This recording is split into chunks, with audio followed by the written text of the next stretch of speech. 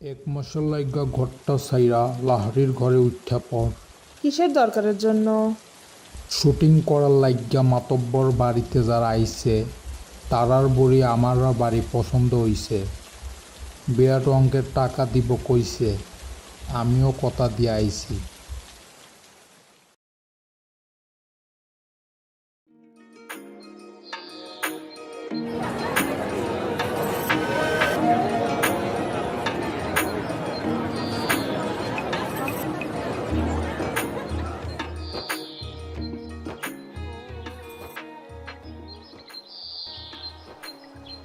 এই মগা, আমাকে এক কাপ চা দাও তো।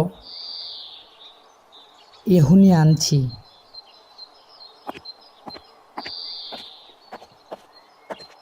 এই লিন। হ্যাঁ দাও। ধন্যবাদ মগা।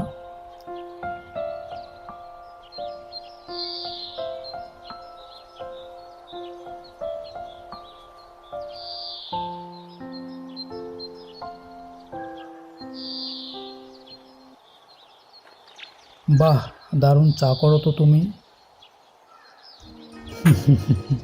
কি যে কন।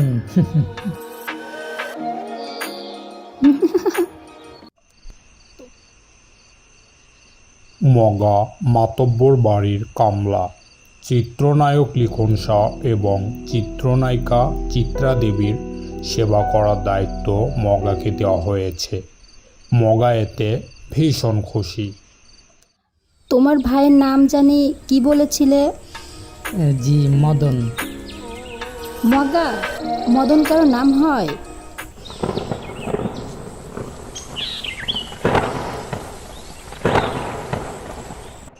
শুটিংয়ের মাঝে হুট করে বৃষ্টি নামে, তাই আপাতত শুটিং স্থগিত আছে। ডিরেক্টর আবুল জাহেদ দারুণ খিচুড়ি রান্না করেন। বৃষ্টি দেখেই তিনি রান্নাঘরে ঢুকেছেন।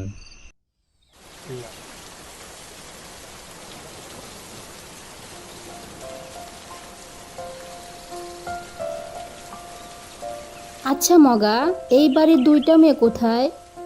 আসার পর একবার এসেছিল, এরপর তো আর এলো না। ওই যে লাহারি ঘর, ওইটাতে আছে।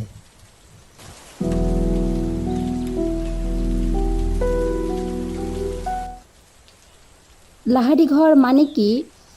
যে ঘরে অর্ধেক জুড়ে ধান রাখা হয় আর অর্ধেক জায়গায় চৌকি থাকে কামলাদের জন্য, ওই ঘরকে লাহারি ঘর বলে এখানে। বোঝা গেছে? বোঝা গেছে। মগা, বৃষ্টি কমলে লাহারি ঘরে যাবা, ঠিক আছে? আচ্ছা আপা। এই লিখুন, যাবা? এই তো সামনেই, আলসামি করো না। না না, বেটা লওন যাইতো না, বাড়ির মালিকের মানা আছে। মানা কেন? বাড়ির বড় সেইডারে তো আপনারা দেখেন নাই, আগুন সুন্দরী। এই লিহন ভাইয়ের লহান বিলাই চোখ। সেইডারে স্কুল ছাড়া আর কোনোখানে যাইতে দেয় না। বাড়ি দিবার আগে কয়া রাখছে লাহারি ঘরে বেড়া মানুষ না যাইতে। এই সেরি লইয়া বহুত কিচ্ছা আছে। তাই নাকি?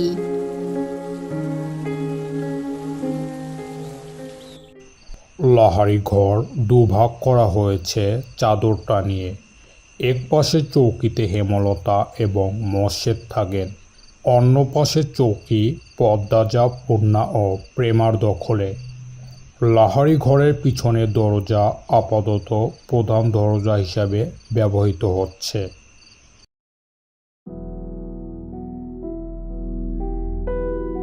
আম্মা, আজ আমি রাঁধি।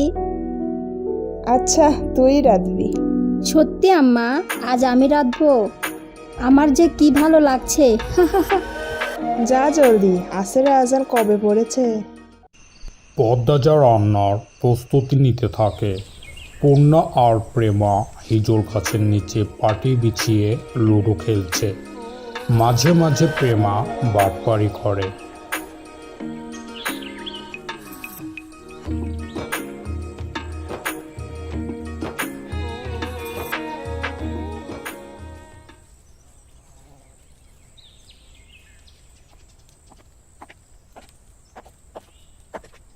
দেখা শরীরটা জ্বল্লা ওঠে।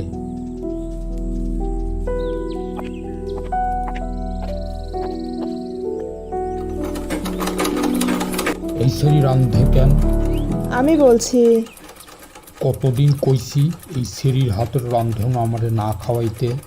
খেতে ইচ্ছা না হলে খাবো না। রাইত বেলা না খাওয়া থাকবা মামি? খাবার রেখে যদি না খেতে চাও সেটা তোমার সমস্যা, আমি বা আমার মেয়েকেই না করিনি।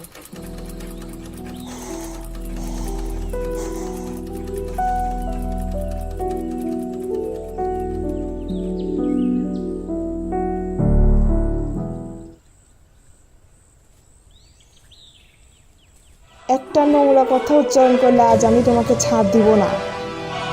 পদ্ম তোমার মেয়ে, আল্লাহ সইবে না নিজের মেয়ে সম্পর্কে এত নোংরা কথা কোনো বাবা বলে না। পদ্ম আমার সেরি না। পদ্ম তোমার মেয়ে, আর একটা কথা না, বাড়িতে অনেক মানুষ নিজের বিকৃত রূপ লুকিয়ে রাখো। মশের দমে যান, চৌকিতে বসে বড় করে নিঃশ্বাস ছাড়েন। রাত 1টা শুটিং করে সবাই বিশ্রাম নিচ্ছিল। চিত্রা তখন কথায় কথায় জানালো,